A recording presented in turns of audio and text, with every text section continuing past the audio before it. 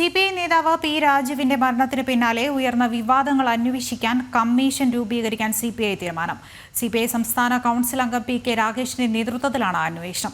CPI ജില്ലാ എക്സിക്യൂട്ടീവിന്റേതാണ് തീരുമാനം. P രാജുവിനെതിരെ ഉയർന്ന സാമ്പത്തിക ക്രമക്കേടും ഡ്രൈവർക്കെതിരെ ഉയർന്ന കൊട്ടേഷൻ വിവാദവും ഉൾപ്പെടെ കമ്മീഷൻ അന്വേഷിക്കാം.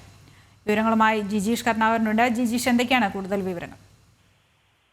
ദൃശ്യ, പി രാജുവിന്റെ മരണത്തിന് മുമ്പ് തന്നെ വലിയ തോതിൽ അദ്ദേഹവുമായി ബന്ധപ്പെട്ട സാമ്പത്തിക ക്രമക്കേട് ആരോപണങ്ങൾ മറുവർഷം ഉയർത്തിയിരുന്നു. പ്രത്യേകിച്ച് CPI വിഭാഗീയത രൂക്ഷമായിരുന്നു കഴിഞ്ഞ കുറെ നാളുകളായി.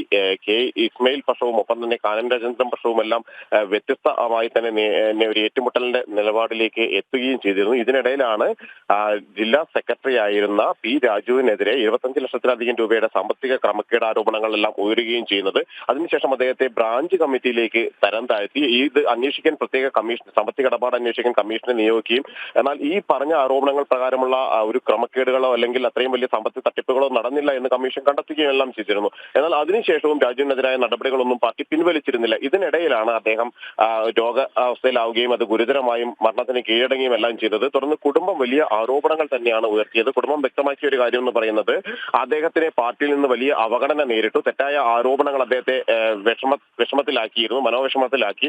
മാത്രമല്ല അവസാനം വരെ അദ്ദേഹം ചോദിച്ചിരുന്നത് പാർട്ടി അച്ചടക്ക നടപടിയുടെ കാര്യത്തിൽ അല്ലെങ്കിൽ തന്നെ തരംതാഴ്ത്തി അടക്കമുള്ള നടപടിയിൽ എന്ത് മാറ്റമാണ് ഉണ്ടായിരിക്കുന്നത്, പാർട്ടി അത് പിൻവലിച്ച ഈ കാര്യങ്ങൾ തന്നെയായിരുന്നു രോഗം ഗുരുതരമായ സ്ഥിതിയിൽ പോലും ചോദിച്ചത്. അതുകൊണ്ട് തന്നെ അദ്ദേഹത്തെ ഇത്തരത്തിൽ വേദനിപ്പിച്ച പാർട്ടി നേതാക്കളുമായി യാതൊരു തരത്തിലുള്ള ബന്ധവുമില്ല. മാത്രമല്ല അദ്ദേഹത്തിന്റെ ഭൗതിക ശരീരം പോലും പാർട്ടി ഓഫീസിൽ പൊതുദർശനത്തിന് വയ്ക്കുന്നതിനെ പോലും കുടുംബം എതിർക്കുകയും എല്ലാം ചെയ്തിരുന്നു.